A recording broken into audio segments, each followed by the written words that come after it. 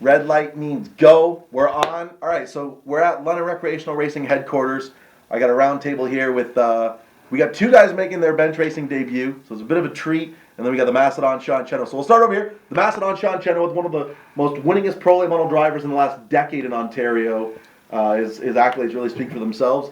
2015 Autumn Colors Classic champion. Led every lap of pro late model competition at Peterborough Speedway in 2015. Now that is an accomplishment to hang your hat on. Of course, second in the inaugural APC United Late Model Series points. Beside him, I finally have him on camera. He has been the most requested interview. Every time I talk to fans and drivers alike, people say, you got to get Mike Schmidt on camera. I've been trying. He didn't want to do it. This is one of the most humble dudes in the industry. He always wanted to make it all about his drivers. He didn't want to make it about him, but we asked and finally, to get me to leave him alone, I think. He finally relented. He's going to do a bench racing with us. Mike Schmidt joins us for the first time. And I got Andrew Gresel, all the way down from the boonies, from Sauble Beach, not Hepworth. He's very passionate about that. He is not from Hepworth. He's from Sauble Beach. He's here with us. 2014 OSCAAR Super Late Model Champion. Had a nightmare of a year to start off 2015, but finished awfully strong. Had that big podium at the Autumn Colors Classic. Had the big win at Sunset on the APC Tour late in August. So now that you know who the players are, let's get started. We'll start with the Mastodon just because you're first in the row here. Your plans for 2016 sound like they're going to sound a lot like 2015. Only this time you have two pro late models. Now you're used to having multiple cars. But is this the first time you've had two pro late models racing out of your shop? Yeah, that's the first time we had two. We're going to need two for what we're trying to do. We want to run full-time for the points at Flamboro, and we want to run the APC series. And I think to do both right, you're going to need two cars. And we got some drivers lined up for the second car to fill in some shows, and it'll be a good deal, I think, all around. Now, Delaware had a Triple Crown. Is that what they were calling it? And initially it was supposed to line up a Flamboro schedule, and you wanted to run that, but now you won't be able to do that? No, Delaware for some reason decided they should race on Saturday nights, which blows my mind, but I think we can make one of those races the way it sits now unless they switch something around.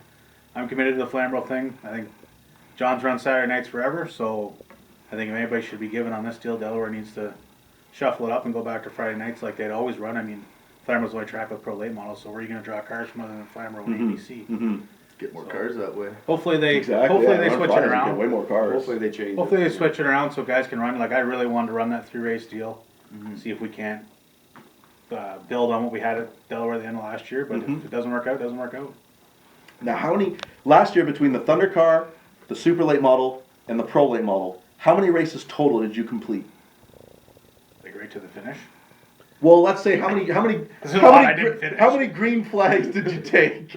I think we figured out at the start of the year it would have been around 50 plus. 50 plus. But now those are kind of numbers you might never do that again, right? I mean, that's a lot. You never know. That's a lot. That's a lot of racing. I learned pretty quick that we didn't finish 50. We wrecked a lot of stuff in a few cars and not in others, but I don't know. I might do 50 again someday. I really want a sprint car, so add those Friday nights and we could hit 50. I like it. Let's go the sprint car route. We'll come back to that. Mike Schmidt, your first time on. I got so many questions that I want to ask you, and we're gonna try to get to as many of those as I can. First off, the race. You're not new to the racing industry by any means. You've been sort of new to the asphalt side of things just in the last decade or so. You really rose to prominence in the last 5 years or so. But you've been doing the whole go fast, support the industry stuff for decades. For people that don't know, tell me a little bit about your background in the racing industry, maybe outside of oval track racing. Well, I guess it started would have been back in 1989 through snowmobile racing. We were doing fun drag racing between all our friends and family members, and I was fairly good at it, so I thought I would go to my first sanctioned race, and that was in the fall of '89. And did well, and raced actually grass dragged and ice dragged, and did speed runs and snowmobiles right through till 2004. In 1994, Skidoo approached me to see if I'd be interested in tuning for a guy by the name of Rick Wilson on a new circuit that was starting up, the Canadian Racing Association, in a new event called Snowcross. And I thought, yeah, what the heck, we'll go check that out or whatever. Well, that started in 1994, and till this day we still have a snowcross team running, usually between, say, 5 to 8 riders, 10 to 12 sleds. And how I got into the stock car stuff was when I retired in 2004, I was actually at a party one night, and Brad Collison come walking up and said, how's the drag racing going? I go, actually, I retired. And being as smart as he was, he jumped right on it and thought, well, man, you're saving some money right now. Let me help you out with that. How would you like to, some of that money you spend on snowmobile racing, sponsor my car? So it was a small amount to get in. And I've always liked auto racing, stock car fan forever, and got out to the short track and started watching some races, and it just it bit me, got a hold of me. And that season, Brad, he was sponsored by Lucas Oil at the time, and it was actually a frost fest. He wrecked his car, totaled it off, and lost the sponsorship at Lucas Oil all in the same month. And he came to me and said, hey, would you like to be on the quarter panel next year? And I said, well, how much? And I just about shit my pants. And I thought, well, I raced long enough and know how to get sponsors and whatnot. Yeah, go ahead, build a new car, and we'll make it work. And that's what started with auto racing, and it's just been going crazy ever since. Now your dad was your dad was a businessman, right? But was he also a racer? He he was in real estate, sold houses, but in the late 50s, early 60s, he rode or drove jalopies out at Flamboro. And believe it or not, the last race he was in, my mother was in the stands with expecting a baby, which was me. So it was kind of funny. That was the last race, and it was, I think it was in September, and of course I was born in November, so it was pretty close at the same time. So No kidding. I never got to do any racing with my dad, but he was always had nice cars and liked going fast, and he was a snowmobiler, and so yeah, it's in the blood. But he never raced snowmobiles though. He was a pavement guy. The only snowmobile racing he did was chasing after me and my brothers, and he did a pretty good Really? job at that. So yeah, he snowmobiled with us hard right up until he was in his early 60s, and we had a lot of fun doing that. But no, he raced for Logos out of Galt, and it was just more of a fun thing. I don't think it ever got too serious or whatever, but you can see some old pictures back here in the shop of my father, and that was 1961 there, so it was so the connection was there, but Yeah. not really the two of us. So It's so funny how that just sort of one generation bleeds into another, and he was a jalopy guy from Flamboro, and then, Yeah. 30 years later you come along and you got, the biggest team of Flamboro, you're winning all these races. It's pretty incredible. So we'll get back to that. You haven't got to say anything yet, so we should ask you some questions. How did you get started? Because you've been around as long as I've been around. As long as I've been announcing and writing and doing all this crazy shit. You used to just be a Sauble guy, and then you were a Delaware guy, and now you sort of race all over the place. Now your dad raced forever. Is that sort of how you got into this whole deal? Yeah, pretty much like, at the campground there, we had, I think it was like 10 cars at one point with Sauble Falls on them, and, everybody racing Saturday night at Flamboro Speedway, and then, so just from there it grew, and, I stuck with it. My dad always raced, started letting me race about 14 years old. And you started in a street stock or pure stock, whatever they were called Street up there? stock, yeah, pure stock, yeah. And then, just kind of worked my way up and hopped into a Pro Late model. Wanted to change it up a bit, so started running Delaware Speedway. Bigger track, and really liked it down there. And then built a Super and back to Pro Late again. So. Now, did you ever have a limited late, or did you skip that stage? Yeah, we had a Pro Late. Yeah, no, we had a limited late too. It was, we only ran about almost 2 seasons with a limited late. But Strictly at Sauble? Sauble, we do, the odd invitational and stuff like that. But yeah, mainly at Sauble. So. I think I don't want to say the oddest part about you was that how good you got in a short amount of time. Because in a limited late model, I mean, you were a solid thundercar driver, you were a solid limited late model racer, but when you got to Pro Late, all of a sudden it was just like, holy shit. Andrew Gresel's winning a lot of races and championships in a short amount of time. I mean, What do you attribute that to when you were able to just sort of skyrocket right to the top of the provincial ranks there when you moved to Delaware? Yeah, well, basically when that happened, we changed our whole program around. So, you know, the older I got, I don't know, started learning more, and we changed the whole program around. I was always talking to Dad about, maybe we should try this, or maybe we should be doing this differently, and eventually, I convinced him. So, and so basically just changing everything we were doing. We got into a McCall late model, which was a big help too, and we did well with that car, and then Brian Mack with the Super, and now when we buy a car, I'm pretty much redoing the car the way I want it. So I learned a lot over the years and just kept getting better and better and changing stuff, and it seemed to work out. So are you doing it like full Scott Bloomquist style, where you're buying a chassis and then you're kind of chop cut rebuilding the front end before it ever sees a racetrack? Is that kind of how you're doing things now? I do quite a bit. The most I can do in my shop, but if we still bend up a car, obviously it'll be going back to Brian, to get fixed up and stuff like that. But so when I buy a car, I assemble it the way I want it, and basically just basically a bare chassis and put it together. So you're very hands on. You're about the same way, right? You like to have a lot of say in how your cars are put together. Now you've got a brand new one coming out. Was it your Thunder car that was really like one of a kind? It was McCall by Hanley by Chenoweth. Is this Pro Late model kind of the same deal, where it's not going to be like anything else on the market? I'm sure it's going to have some similarities to the other new McCall cars coming out, but I went down to McCall's when they were building it, and I suggested things that I wanted on my own car, and where I wanted some bars and a few other things. I'm maybe not as hands-on as Andrew on that stuff. I don't do a lot of the geometry stuff and the late model stuff. I don't know enough about it to run as good as I do. If I started trying to learn that all over again, we'd be right at the back. Yeah. But as much as I can do, we mount the bodies. We do just building exhaust this morning actually on the new car. How fun was that? Not very fun. So we do as much as we can.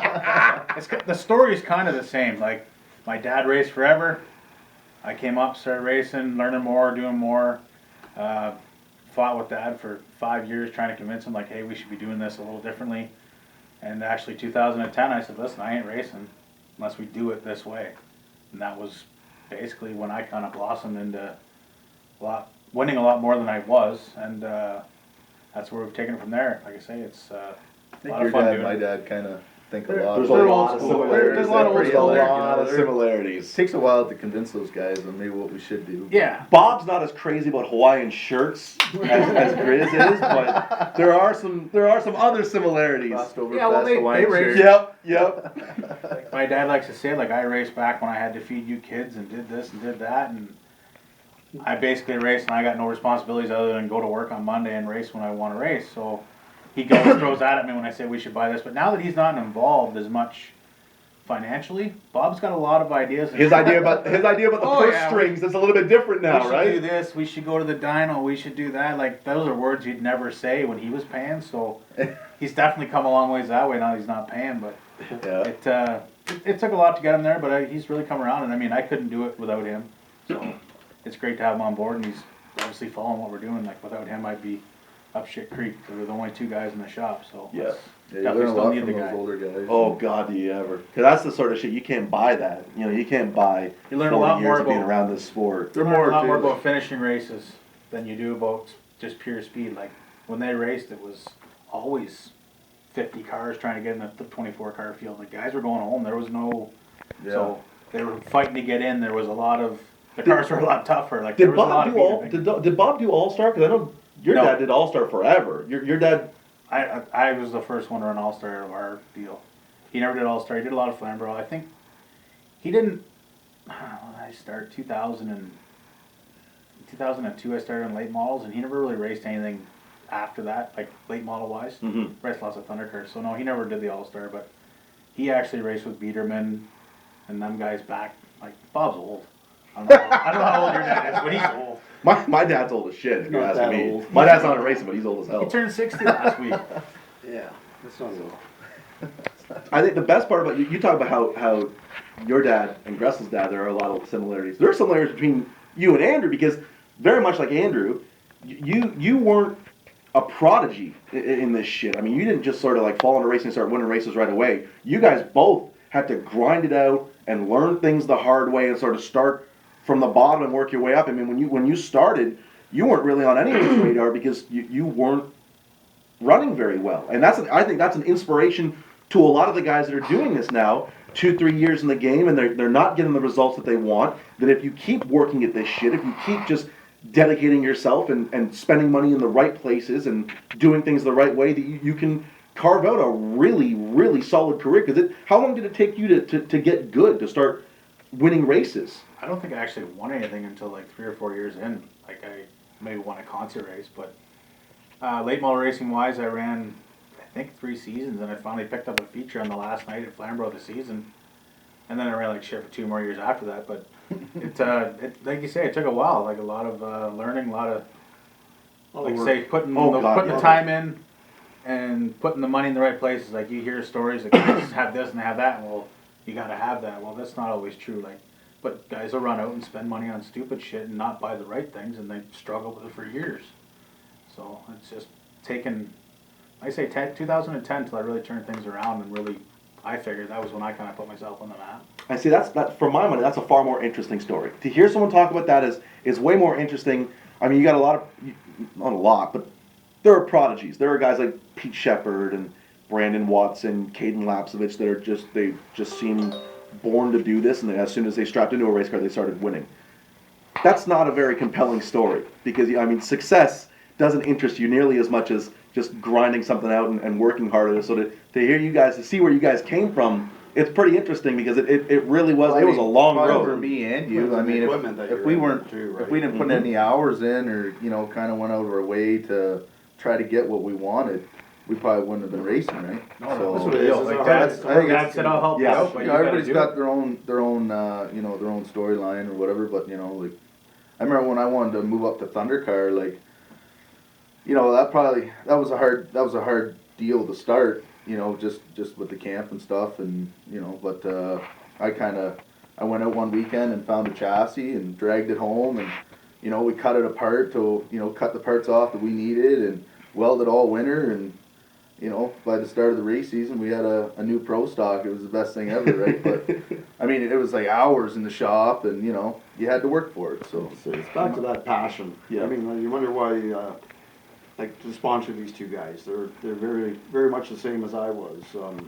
They want it, right? They have a goal. They see a target and they want to get it and they want to work for it, and it is a shitload of work, and it's nonstop. It doesn't go away. They're driving down the road on the way to work and they're thinking about it. They're, you know, how can we better ourselves? How can we do better? You know, it's so it's not easy. There's no easy streak.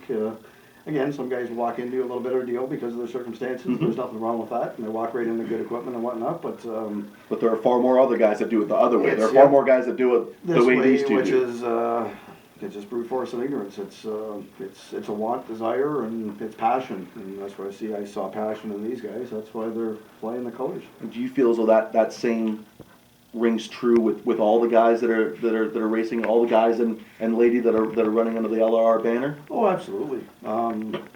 It's a combination of everything. It's family. It's tradition amongst all the families. Like the Cullisons, you know, gone back, you know, for it's a tradition every Tuesday night to work on the race car, and Thursday night, and you know, and Saturdays are for racing. And I was just at the shop earlier today. Brad and Justin and Grandpa are working on Justin's new car. It's you know, to see that desire and the want and that try, you know, and that's what it's all about. I feed off of passion. That's just it's what I'm about, and I see these guys, and you know, it's the same thing. It's all the same. What year did you go from just having one car to a multiple car asphalt team? Because it just started, like you said, it just started with Brad meeting at a party, and it exploded in a short amount of time. 4 cruisers? Yeah. I don't. 4 cruisers. What's the 4 cruisers story? Yeah. That's when I started getting sponsorship. We should go. I think we need that story after. Let's get on to that. It started with Brad, and I'm trying to think of what year it was. I guess that was probably 11 or 12 years ago. And I was a couple years into it, watching the mini stocks at Flamboro, and I saw one Chevy Cavalier out there running all over the place, like kind of erratic, but he was a lone Chevy guy, and I ended up going down the pits and talked to this guy, and it ended up being Russ, and I knew Russ from delivering concrete to our job sites, right? And he said, well, hey, why don't you sponsor me? And I go, well, yeah, well, you're the only Chevy guy here. I'll help you out. Was Russ Aiken really the only Chevrolet in the field of mini stocks there? Yes, bar none. And it was the ugliest car you'd ever. It was The like doors it was didn't match the fenders, like I remember, Cavalier. I think he got it from Sean Arnott or whatever at the time, and didn't know him that well. But I mean, yeah, you need help, man. We got to beat these Mustangs, kind of a thing. And after that, being started talking to Sean a little bit at the track. It was kind of. Didn't spend a lot of time on them because him and his dad looked a little intimidated and like it's like you're gonna chew off your head anytime you were in there. But Sean would every now and again in tech or whatever go, hey, why don't you sponsor me or whatever? And I think it was the second or third time he asked. He said, well, what do you want? What are you talking about? He goes, well, I want to go up to Sala Beach for I think it was to beat the heat, wasn't it? And I said, well, what's the deal? He says, well, I need a set of tires or two sets of tires, couple sets or whatever. And I said, well, shit. And a brand new body by the time we're done the race. Yeah. Well, that was before the end of the night. No, yeah, that's before the night started, and I said, yeah, right on, okay, no problem. And he said, I'll put your name. I think whoever we decided to put the name on the car, and that night didn't go very well with Sean, and I forget who wrecked him. I think it was I had a David Elliott and a Gary Elliott incident that night. I had both of them. Like two separate It incidents? was with my brand new Hanley car, and it was pretty destroyed by the end of the night, and there was 4 or 5 cruisers sitting in my pit stall when I came off the racetrack. Someone had thought maybe he's probably going to lose his mind. Like I had. Oh, so it was like a preemptive. It was a preemptive measure. No, it didn't happen The that way. I didn't lose my mind. Oh, he came off the track, okay? I was there to watch it all. Walked over the jack, unscrewed the jack handle, and Okay, so I started think it went walking crazy. down to the other end of the pits Walking briskly, I'm sure. with this in his hand. It's fast fact. Okay? Well, I think one guy took it out of his hand halfway to tech, and then he grabbed another one from another tech or another team. I took David Elliott's right out of his jack. And See, that's the best part about needing a jack stand at a racetrack. I mean, there's 50 of them for their jack handle. There's 50 of them within reach. anyways, like I'm standing there, like I mean, oh my God, what the hell is this? Obviously this ain't good, but we're gonna kind of go along with the entertainment of it. And all of a sudden, I guess somebody, I don't know who, somebody called the cops. And Sean didn't hit anybody or anything, and they calmed him down and got him back to the pits. Well, all of a sudden, boom, there's 4 OPP cruisers around this newly sponsored car that I just took over, and this is the very first night. Like we're talking within an hour of agreeing to sponsor. I like to bring the excitement. And I don't know how, other than we got through that night. I think we just kind of laughed and giggled it on, and I'm in pretty thick here now, and. We didn't go And to then- Savo. I know that we wrecked too bad to go to Savo. Yeah, You're they like, "Well, couldn't just even put end it up going into to Sabo. fixing I it." said, well, then put it into fixing the car. And then for Andrew was actually Joe Chisholm. Yep. Called me and said that, talked about Andrew. I knew Andrew, so I heard of him from Delaware and saw Yep. what he did and whatnot. And I forget, were you going to Florida at that Arcadillo. time? Or Arcadillo, it was an I think Arcadillo or so. whatever. I remember when you because you didn't run the World Series one year. You went and did Daytona. Yeah, we went to Daytona. and Yeah. Was it Wes Gonder? Is that who you were? Yeah, it was. Yep. So it's like, hey, that's on the bucket list to have my name on a car at Yep. Daytona. Hell yeah, let's do this. And got to know Andrew, and then got at that point got to see his passion and effort and how well he ran. And well, obviously you're somebody we need to have as well. And, Yep. well, that was what, 4 years ago? Yeah. 4 years ago. 4 years Yeah. ago. Because that was the year Well, before you there's had no that plan. terrible year Year New Smyrna, after, right? Because there was the year in New Smyrna you wrecked like 3 nights. You just kept coming back. Was that the year after the Arca deal?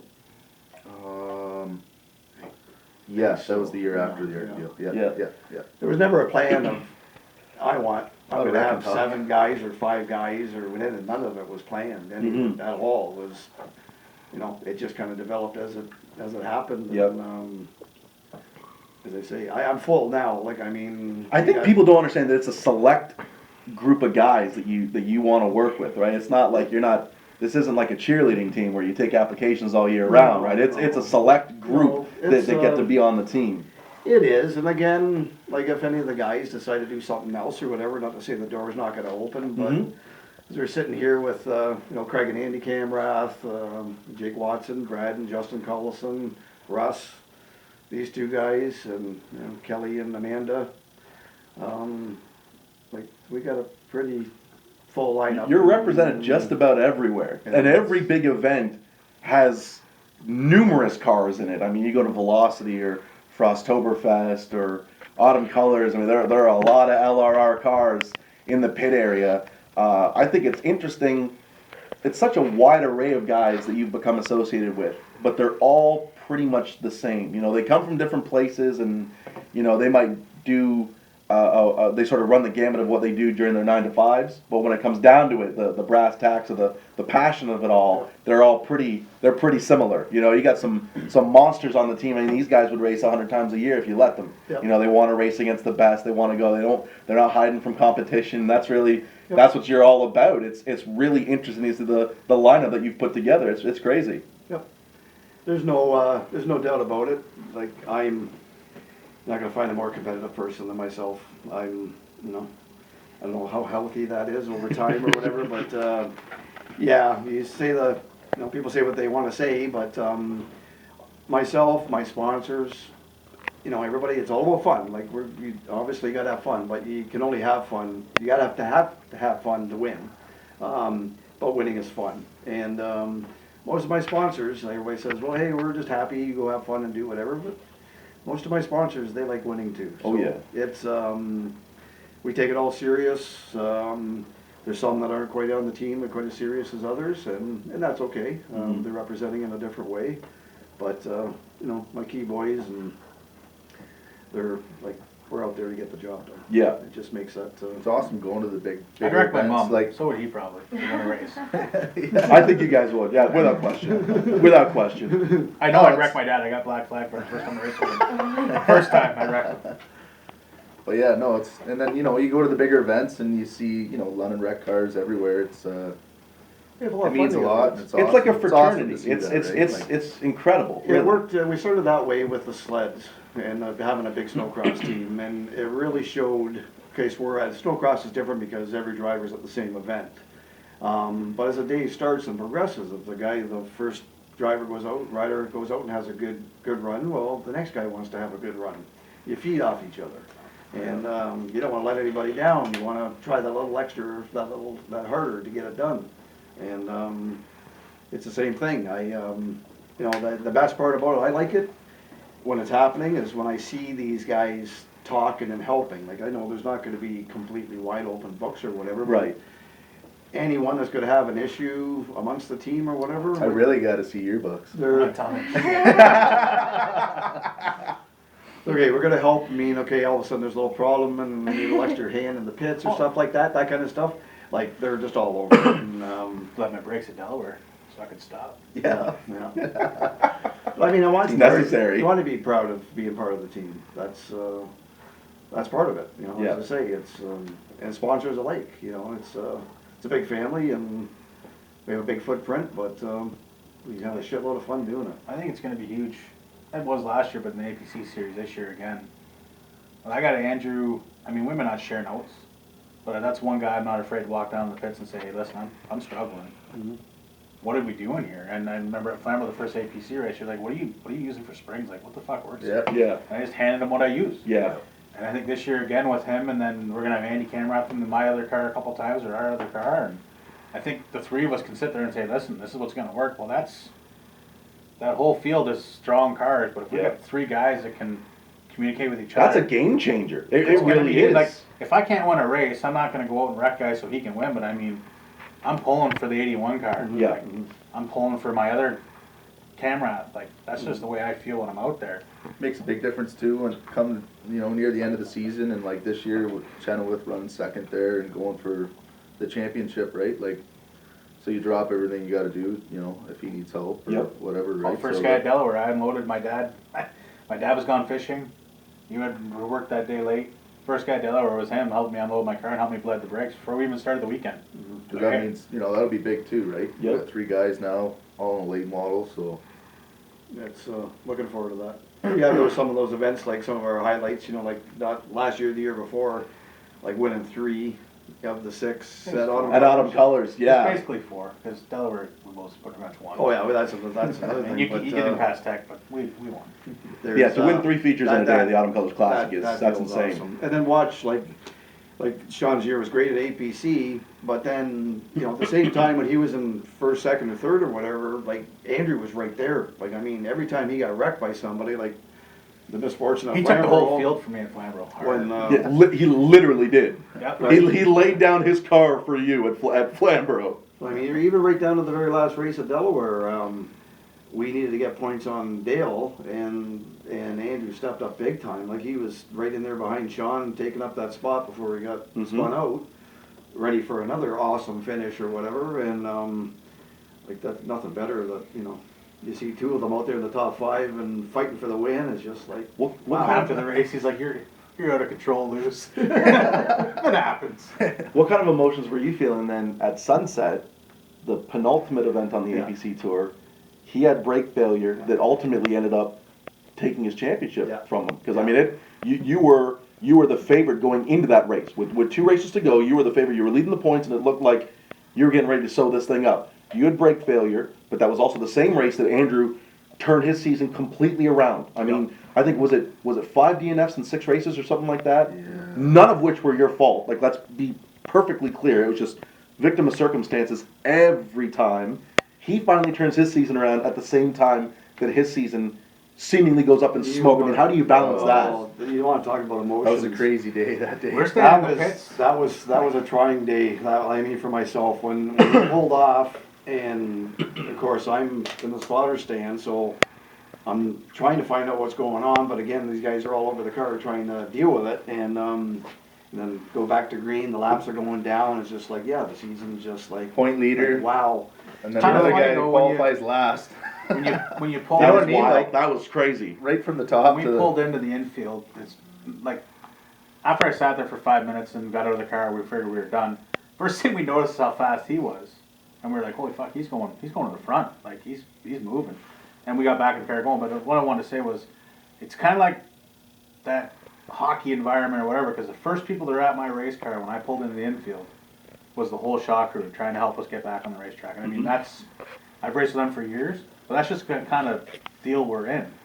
That's just, they didn't want to win a championship with me sitting in the infield. That's not what they wanted to do. They're the first guys on the car. So I being sincerely down miss seeing you race against Jason Shaw, by the way, because you guys Yeah. you guys had some wars that were just some of the best racing I've ever seen. I got to see a lot of them in the earlier days, like with Brad, because Yeah. obviously watching the late model races, and that was a charge. But going back to that day or whatever, like, just, it took me 20 minutes, half an hour just to get my shit together that Yep. this just Should happened to have an us. ice cream.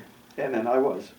And then all of a sudden, okay, and then seeing, okay, he's picking off cars and he's coming, and then the whole day for myself totally flipped around. Yep. And I could not be happier for this man. Like, oh my God, the work and effort that he went through.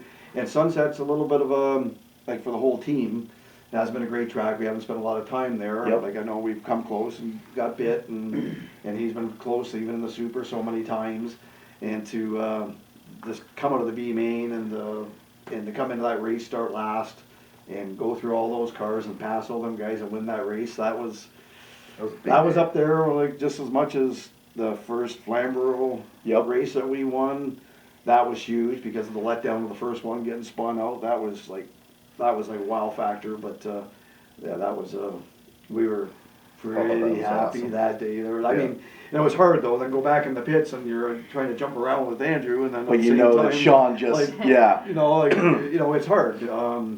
But yeah, we got a sympathy here and happy here, and it's part of racing. For those that aren't clear on, if you weren't there, if you need me to remind you, so the way the APC qualifying works is you take 18 at a time, and the next 4 are the top 4 in points that did not qualify on time.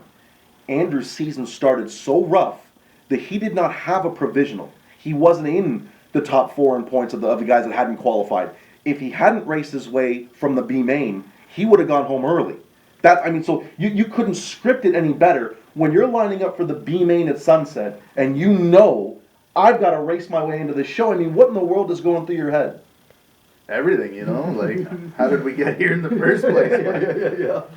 We went there, like I said, before that race, the weekend before, we went down there and we practiced the car. There was a bunch of cars there that day, and there was, I think, like 3 or 4 pro late models practicing. So, and we were good. Baker was out that day too. Mm-hmm. The car was good. It wasn't good at first, but by the end of the day, it was fast. And we went home, and I was hoping to have like a great qualifying run. I expected everything to just go smooth, but sure enough, it backfired big time. So it had a lot to do with just tire setup and whatnot. What was the issue with the tires? Why did you? Because you made something change because you were white hot from the B main to the A main. You were so good. Why was the car as bad as it was in practice and qualifying? 400 It's lap just tires. just tire setup. Gareth Gonder there helps me out a lot. Gonder's really good with the tires and stuff. And Gareth, aka RoboCop. that's right. And he was just that day. Just a bit of everything just kind of went wrong that day for us. And when we pulled the tires off the car right after qualifying, there's we switched up a few tires, and I made a few adjustments to the race car, but I knew it wasn't going to be far off. It was just something small, and it was just mainly tire sizing, and that's what we did. And we bolted tires back on, and went out for the last chance there, and the thing was a rocket. Like it didn't take much to get it back to where it should have been, and I'm just glad we found it. So. And that moment was the shot in the arm that you guys needed, because from there, the rest of your season, I mean, you go out, you should have been on the podium at Delaware. It was a last lap, last corner. Last corner. Yeah, so that took a podium from you. Yeah. But then you podium at the Autumn Colors Classic, and then you Yep. win 2 out of 3 rounds at the Grisdale Triple Crown. So from that moment on, the car everything- was right. Yeah, it was. Yeah. It took Well, a that was while bonus to. because the first I drove her straight in the you fence. drove it into the fence. So that was like, oh wow. But then Andrew, the next 2 races, won both of them. So it was like, bring me down right Yep, back up. So yep. it was like mint, like a good. That was a new race car there last year, and we got most of the bugs out of it now, and I got a good feel for the car now. The car's, it's good. I liked it the whole time. It was just a matter of getting it better and better, and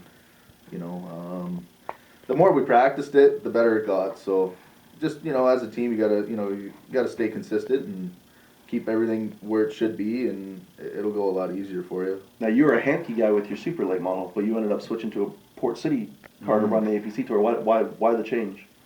Actually, I was trying to find a Hemke. I went down to Mooresville. Me, Dad, and Brett went down, and we had like 5 cars lined up. By the time we got down there, the cars were all gone. They were just like, they were all sold somehow. So Did you go down pre-speed weeks? Was it like January or? no, it when was did just you- actually, Before Christmas, wasn't I think it was just during like Christmas holidays. Yeah, so during that's Christmas holidays. that's when something like that. everyone's always buying stuff up to go to New Yeah. Smyrna, right? So that's probably why they all sold. So- Guys are getting ready for Speed Fest Yeah. or the World Series or whatever. So So yeah, everything was selling, and that was our second trip already. Not down to Mooresville. The first one we went to Michigan, and Yep. that was still an 8-hour drive. So after those cars were gone, I said, we got to get something. I'm come home with something. So we ended up driving another 4 or 5 hours to Georgia and to look at this Port City car, and it was good, right? It was Yep. a fairly new race car. That's what we wanted. So yeah, just kind of made the decision just to switch it over and try Port City out. But like I said, Hemke's a good race car too. So it was an ex-Cody Coughlin car, right? Hence the yellow body that you loved as much as you did. yeah, it was. Yeah, He loved it. We had to work with it. Loved the yellow body. we had to cover up a bit of that yellow. But It was a lot of yellow. yeah, it was, That body was a lot of yellow. Cody Jegs loves yellow. Loves it. So, do you find that your team members really push one another? I mean, are there like, if I'm Andrew Gresel, I mean, I don't, I see Chenoweth winning, I want to win. It's like a sibling rivalry almost. It's not talked about, but obviously it's there. You want it to be there. Obviously, everybody wants to do well. But of course, it's, whether it's two Thunder cars on the same track or too many stocks or whatever, I'm sure it's a little extra motivation, but these guys wanna win regardless. If I was in the equation or not, they're still gonna go out there and do their best.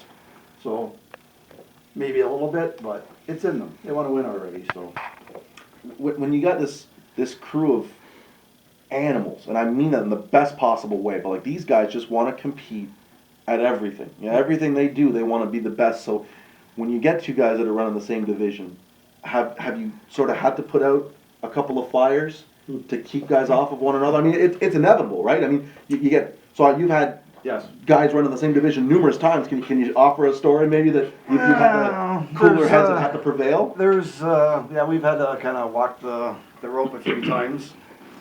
That was I'm the guy that's always on that I can wash my hands of you any moment type program. I'm always causing issues. No, it's all justifiable. Everybody's got a point, right? Where I don't know how to say it without causing grief, but let's just say that they've both been in the same spot at the same time. And, oh, he ran me up and he's chopping me down, and again, maybe some of that each person wants to do better for me or the team and themselves, and so that kind of adds to it. But there's no rules here. Like, I mean, I want to show a little respect. Like, you're not going to completely take your team member right out, but racing's racing. So it's like both of whoever I've the never two taken Gresel out, just saying. before starting a fight or try to show a little bit of respect. I think they can help each other more than they can hurt each other on the track. I'm hoping that maybe like when somebody's stuck on the outside, there's a little bit of room. Like, you might be a little nice to your teammate. That happens sometimes. At the end of the race, it's not going to happen. I understand that. But, it's not my goal, that their job, their description to tell these guys that you can't do this or can't do that. Like, Yeah. it's still their own deal, their own cars. I can only suggest and help, and I try to motivate more than give them a shit, because it's not my place. Like, they could just tell me to go F myself or whatever, right? So. I think with me and Andrew, in the APC series alone, I think we're both smart enough to know, like, hey, he's flying today. I mean, you sit in the car, you know who's fast, you know who's not. I'm smart enough to know if I would have raced that race at Sunset before my brakes went down and the way he was running, He would have got you. I wouldn't have given him a grief. It would have been, okay, he's going to the front. I'm going to try to follow through here, get some ground. At Delaware, I know for a fact he's probably faster than me. But he gave me room, like, hey, this guy's going for something huge here. Let's give him some room to race. Yeah. It wasn't a gift. I mean, if I would have slipped up, he'd have been, see you later at any moment. But he'd give me my line, let me run. And I think we're both smart enough that way to know, hey, maybe this isn't the day I'm going to win. When you got a But good he's got a car, good too, shot at it, so let's give him a little more room than. When we're down in Peterborough, he has a good car, right? So There's some, I don't Give know, me there's a- something about give you me at a heads up. Peterborough. If you're in my way, I'm gonna probably gonna have to move you a bit. But I followed him for a whole super late model race. Chenoweth's pretty good that way. He's pretty good that way. Do you guys? I'll never say a thing to him again, ever. When I was at Flamboro, I said I was going to own his ass, and he went out and won 2 or 3, and I drove mine straight in the fence. So when RoboCop is spotting for Gresel, because Gareth spots for you pretty much Yeah, he full time, does, right? yeah. And you're spotting for Chenoweth. Do you guys stand side by side to work something out if you have to? The way the numbers work out in the driver's numbers, 81, 89. So the Perfect. one we have in between usually is the 86 car. We communicate a lot too on the radio. Yeah, we do. I'm like, we're back and forth all the time. It's good that way. As soon as all of a sudden, if he's to have a shot or not, or out of it or whatever, it's then, I'm telling Gareth, like, stuff to tell him, like, come on, man, it's like, you're just keep doing what you're doing, you stay on that line, whatever. But yeah, and they're both, even he is cheering for Shawn at the same time if Andrew's got a problem or whatever. But yeah, it's that same team thing is up there on the top in the spotting, without a doubt. There's no doubt. Anything we see right away, like a little elbow or whatever, like just any way you can help. I probably have as many questions come across my radio about him as I do my own stuff. Like, hey, where's Andrew? Where's he running? What's he doing? Yeah. Is he running something that's working better than what I'm doing? Because right now we're just at a lull. We're just sitting here. We're not going anywhere. Yeah. But I think it works. I think it's going to even work better the more we move forward with it. Just being in that series, knowing we're up against all these heavy hitters, to have 2 and 3 cars at a time that can bounce this stuff off each other. Hey, today this ain't working. Or I got to talk to him about Sunset because I haven't done shit there, and now he's got it figured out. So Yeah. maybe we can get somewhere. Yeah. Maybe I'll give him a little bit of something. Spotting's Peterborough. definitely a big deal with the APC series with all the cars and Is there one track that is a bigger deal at than some of the others? Like, is there one that you really need a competent spotter that knows how to talk to you and what information to give they're all you? pretty. I say we struggle in Delaware the most, I'd say, for us. And that's not just spotters, that's driver confidence. I'm not, Well, it's like when I go to these other racetracks, we're here to win, but when I go to Delaware, I'm not a competent person. Like I just, He never run well. needed a lot of build up at Delaware. It's funny, even that night before the last race, we talked, it was like, I think it was We were out to 11:30 lunch. at night or whatever, right? And he was second guessing himself and whatnot, and it's like, obviously you just don't have the feel for the race car. There's something that's lacking, and I said, don't be afraid, and he ended up talking to Mike or whatever, but it ended up talking to a few drivers, and it was actually the way he entered into turn 3 was the biggest thing that we I talked picked up to on. you and I talked to Steve Robley. Like Mike McCall said that Robley, Ron Sheridan, and Jesse Kennedy, like he needs help. Cool. Like Yeah. he needs to talk to some people because that race car itself before I ever had it was a very good car at Delaware with Yeah, it all was. those guys in it. It's always fast. And I'd go to Delaware and I'd be like out to lunch. Like even on when we practice, the rain was the best thing for me because when we practiced the day before, I was 15, and we went in on the Sunday morning, and Mike McCall's like, all right, change this, and this, and this, and that, and we changed the whole car. And then I talked to Robley and Kennedy, and actually it was a benefit to follow Kennedy and Pritico most of that race, like just to Yep. see what they're doing. Like for me, okay, there's gold. It's a ruffled. I'm following Jesse Kennedy on the race. It's not like Fast, anywhere else, rough. is it? It's No. it's totally different. It's funny though, most of the times, most of like for spotting for Sean, most of the tracks is trying to just bring him back just a little bit. You don't want to take anything away from his aggressiveness or whatever, but he, like just a little bit, just bring you back. Where Delaware had to build him up a little bit or whatever, right? So we had a great run down there with the Super, and that was just an absolute shame. Like he was gone. Like nobody was going to catch Sean in that Super Late model race there. He was on the line, and he was making it look easy until we had the power steering fluid or line problem. But we went down with Delaware thinking that, okay, you had a good run down there and whatnot, but it was basically, obviously the little change we made in the car was huge, but it was going into turn 3.